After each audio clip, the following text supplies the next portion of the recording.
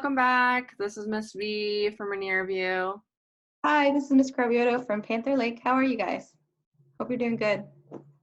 We just wanted to make a few videos to talk to you a little bit about problem solving and second steps. So I know you just wrapped up learning about how to calm down. So stop, name your feeling, calm down, and that emotion regulation. And now we're going to be moving into problem solving and how to solve problems. So we use specific steps, and I know at Rainier View and Panther Lake, we use this poster to talk about problem solving. So I might have just given you the answers, but can you, if you can think about it, I'll give you 5 seconds to think about what does the S in STEP stand for?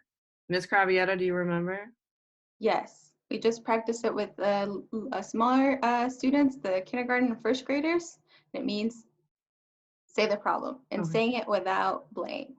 If you Yes. blame somebody else, then you're not really doing it right. That's the big part. Thank you so much for pointing that out. Saying it without blame is sometimes really hard, but if you're saying the problem, you need to say it without blame. And then we have T, which Yes, is it means think of solutions. So think of think of the solutions. things. There might be some solutions that you might think of that might not be the best. So you really want to think about all possibilities. And then Perfect. we have E, E, which is explore explore. consequences. We can say it together. Ready? 1, 2, 3. Explore Explore consequences. consequences. Wait, yeah, we'll practice that next time, Consequences. It's guys. a hard word to say. Yeah, Consequences actually is a hard word to say and a hard thing to deal with if you don't pick the right one. So consequences could be good, consequences can be bad. So depending on what solution you pick the kinder thing to do, you might have a really good consequence out of your actions. If you pick something like pushing somebody or yelling at them, you might get a very, very different reaction. And exactly. so you gotta think about, okay, if I do this, what's gonna, if I do that, what's gonna happen before you act, before you do anything, before you say anything. Exactly. Thank you so much, Ms. Cravioto. And then P, I've already been showing you all, but it's pick the best solution. So it kind of is talking about what Ms. Cravioto just said. So when you're exploring the consequences, you're thinking about if someone calls you a name, if someone says something bad about your family and you're wanting to say something back to them, it's like thinking through what are those consequences going to be. So if you say something back to them, that might get you further in trouble. You might have to end up talking to the assistant principal or something like that. But if you just walk away or calm down or say, hey, I don't like that, then it's going to be a different solution. So you're picking the best solution when you're problem solving. And that's what Yeah. we're kind of going to go through today. And in this case, you might not, you're not at school, so there's no assistant principal there or principal, but you have Yeah. some family member that's helping you take care of you, and maybe you have a sibling, or maybe you have an older um, cousin or somebody else that lives with you. So you might get into some sort of like problem sharing space all day long with that person. Yeah. It's bound to happen because we're all at home right now. So when you are exploring what to do and the consequences of your actions, right? Maybe they moved something of yours that you wanted in a certain spot and that made you really mad. Pick the best solution of how you could approach that, right? How can you have that conversation with that person? So it might look a little different at home, but it still applies. It definitely does. I just got off the phone talking to one of our parents, talking about some of their 2 kids, one who's in 3rd grade, and another one who goes to Todd Beamer, and they're struggling with sharing one electronic device. And I think it's very easy to be really frustrated and maybe not pick the best solution when it comes to wanting to use something that's yours, but we have to all practice some patience and some problem solving during this time because it's new and we all have to problem solve through it right now. Yes, definitely. So we are going to be doing a example story. Some of you at Panther Lake have already done this story, but if you have, just remember what you learned then and apply it now. And if you've never seen the story, just give it a try. So in this story, there is 2 characters. They're right here. I'm going to show you in a second. Their names are Leo and Travis. Leo is wearing the red shirt and Travis is wearing the blue shirt. Um, And Travis thinks Leo is hogging the swing, but Leo got there first. They have a problem, and we're going to watch a video to find out more about the situation.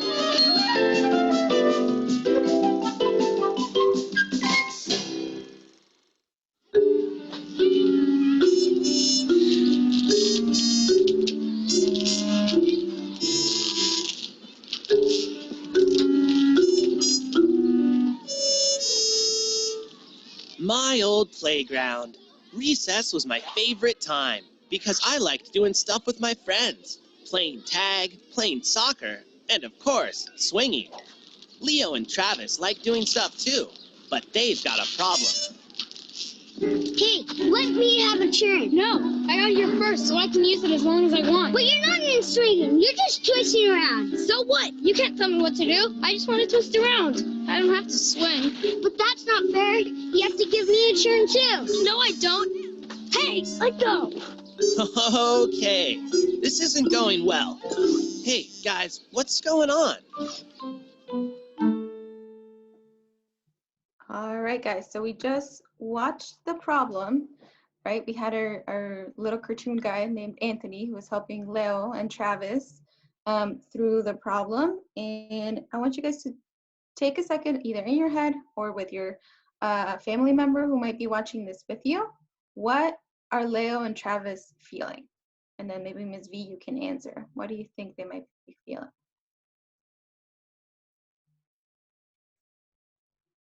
Give you about 5 more seconds.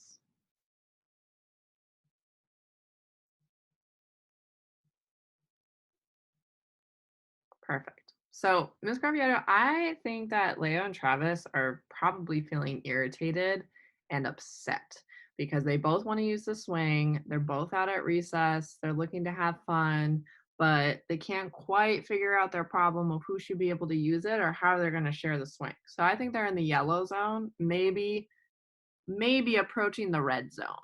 Yeah, I think that's why the little cartoon character Anthony intervened, because I think they might have been almost close to pushing, maybe. I agree. And like Ms. V said with the example with the electronic, right, the tablet, it could be the same thing. It could be something at home that you and your sibling are fighting over and that you want a turn. But we gotta first do the first step, the S part, which is say the problem. So if you could say the problem without blame, what would you say? Take a second. Countdown from 5, 4, 3, 2, 1. I think if I were to say the problem, I'd say there's only one swing and 2 people want to use it during their recess time. That's without saying blame, because I think you could easily say, like, Leo won't give the swing to Travis, or Travis won't give the swing to Leo, but then that's saying blame. So you couldn't say it like that. No, I think it's just like they can't figure out how to share the swing. They both want the same swing. Yeah, definitely. So we're gonna see the part 2 of the video, and then from there we're gonna be able to figure out what they decided to do next. So swinging is supposed to be fun, right? But it doesn't look like you're having much fun. What's the problem? Travis is trying to take the swing from me, and I got here first. But he's not even swinging. He's just twisting around. It sounds like you're stuck, and you're not going to be able to swing your way out of it. I think this calls for the problem-solving steps you learned. What are you doing? I'm trying to make an S, but it's not working. An S? I get it. S is the first step. Yeah, S. Say the problem, remember? The problem is Leo is always hogging the swing, and he never uses it for swinging. Nuh-uh. The problem is Travis is always telling me what to do. I never get to swing by myself because of you. Oh, you both sound pretty angry. I feel like that sometimes. What works for me is taking a minute to calm down. If you can calm down, then you can try saying the problem without blame.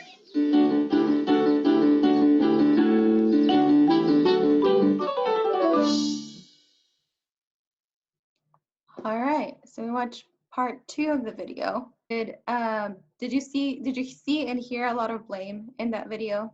Oh yeah, they were not saying the problem without blame. I heard a lot of Travis never lets me swing how I want to, and Leo is never letting me swing, and that's just a lot of blame going around. And I don't think they were very respectful to each other at all. Yeah, I think a lot of the clue words that we have there are always, you were doing this, he Mm-hmm. never lets me do that, right? Instead of just Exactly. keeping the problem with just, we can't figure out how to share the swings, which Can is you a very remind me what are those words called again? Like never and you and always. What are those called? Can you refresh my memory? um blaming language. When you Blaming words. blame somebody.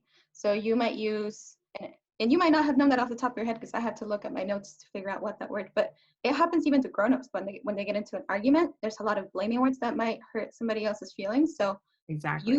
when you're little, you got to start practicing how to not do that so that when you get older, you might have an even better way to get your point across and figure out a solution. So this is going to be a thing that you carry on so your whole life. Whole life. Miss Cravioto and I use this all the time. We also have to practice not using blaming words. Adults have to do it. Mm-hmm. You know what, Miss Cravioto, though, back to Travis and Leo, they're really angry right now. What do you think they could do to calm down and solve their problem? I think first of all, they need to take a deep breath. It might be the case where, let's say that's first recess, they might need to walk away before they come back and talk to each other. They might need to ask a pass from the recess teacher to go inside and talk to the counselor. So like me, you, if this was happening at home, to get an adult who's at home to help them solve the problem. So there's a lot of different things that they could do, but we're gonna see what they're gonna do next at the playground. So turn to a person in your home or say it to yourself out loud. After calming down, what do you think that they might do next? When you calm down, I know you'll be able to solve your problem. Start by using your stop signal. Then, name your feelings. Chillax. I'm feeling super mad. Cool it. I feel angry. Okay, good start. You've named your feelings, so let's do some belly breathing to calm down. Then, you can work on solving the problem.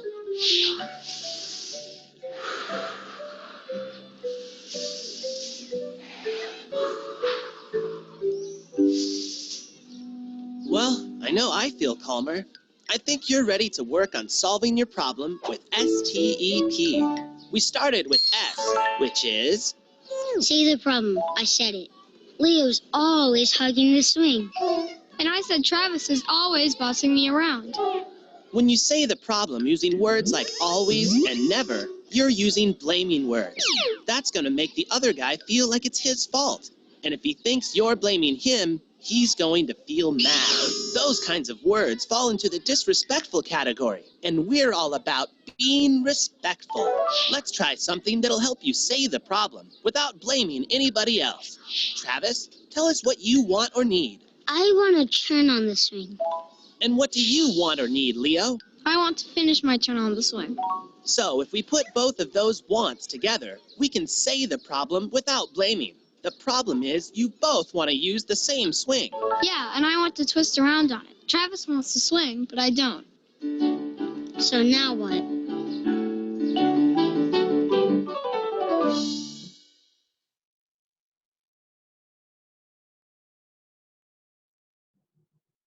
All right, so we just finished the part 1 of the video. There's going to be a little bit continuation to the other steps in another video, but obviously we don't want to make this too long because you guys have a lot of other really important things to do, like math and reading. So tell us what you think they might do next afterwards. Do you have any predictions, Ms. B? I mean, I really liked your option. I think I know what we do at Rainier View is you have to count down from like 50 or counting down from maybe 10, which would be a really short swing turn. But maybe coming up with some different strategies around how to count, or like your recess example about one recess, one of them gets to use it, another recess, another one does. So I think those would be the best solutions. Or if they don't pick a good solution, they probably might keep fighting. I don't know. Yeah. But can we remember what I want you guys to think about this? So this is the number one thing we learned today. What does S stand for in step? I'm going to give you about 5 seconds, and then Miss Cravioto is going to say it. 5, 4, 3, 2.